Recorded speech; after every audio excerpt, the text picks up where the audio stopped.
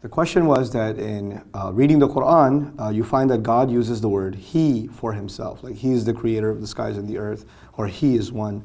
And the word He is obviously male. So how can we use a male word for God even though Allah is beyond gender? And so that was a pretty cool question, I thought, and very well thought out. So I decided to make this video and share with you some thoughts on how to address this problem. First and foremost, we have to understand that the Arabic language works differently than the English language. In the English language, you have three options. You can use he, or you can use she, and you can use it. He obviously has a male connotation, she is a female connotation. It is beyond gender, so you would have the choice of it, but the only problem is the word it is for inanimate objects. So it would be inappropriate for Allah because it necessitates the assumption that it's a non-living thing.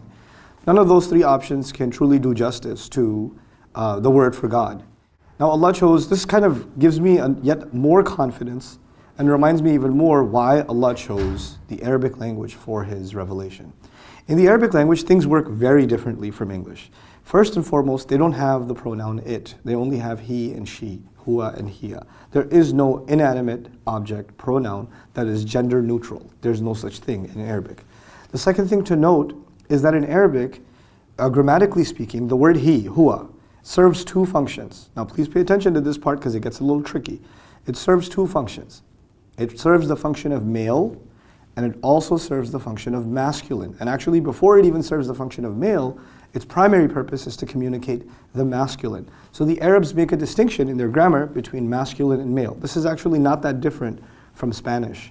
When you have el libro and la biblioteca, they take inanimate objects even, and they give them a gender. The book is masculine, and the library is feminine, right?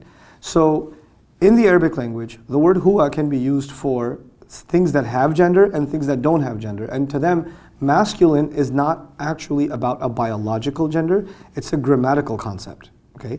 So a boy is actually a male, but a tree is actually it's an it, but to the Arabic, shajara is feminine. That doesn't mean a tree is a female, but to them the tree is feminine. Similarly, the sun to them is feminine. Ash-shams is feminine to them. Not because the sun is biologically a female.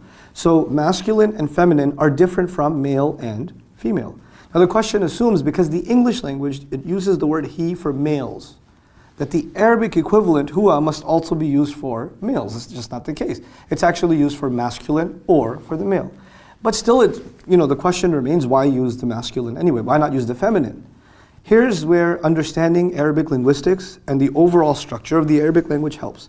As an overview, the Arabic language as a construct has certain principles that dictate how the whole language is organized. And one of those guiding principles is that the masculine is the default. In other words, unless, kind of like the law of inertia, a body will remain stationary until a force moves it. It's kind of like that where you have a word will remain masculine until there's a reason to consider it feminine. You don't get out of the masculine gender unless you have some grammatical reason. So the fact that the masculine is used for Allah, huwa is used for Allah, actually indicates that this is the default state. It's how it's supposed to be. Using the feminine would have actually been a problem. That would have been leaving the natural default state, the truly neutral state in Arabic, and going to the unneutral state, which is the feminine form in the Arabic language. So the problem does not exist at all in Arabic, and it exists certainly in the English language, which is why since its inception, since the beginning of the Qur'an, nobody actually attributed masculinity to Allah, even among the pagan Arabs. They didn't have this problem, because they knew if this talking about a divine being, that the word that has to be used for him, appropriate to him, has to be one that does not limit itself to any connotations, and that word in Arabic would certainly be huwa. We're still going to be limited in English. We're going to have to use the word he because we don't have a better word. And that, at the end of the day, serves one purpose and one purpose alone to me. And that is, nothing in the end will be truly the equivalent of the word of Allah as He revealed it. Barakallahu li wa lakum. Assalamu alaikum wa rahmatullahi wa barakatuh.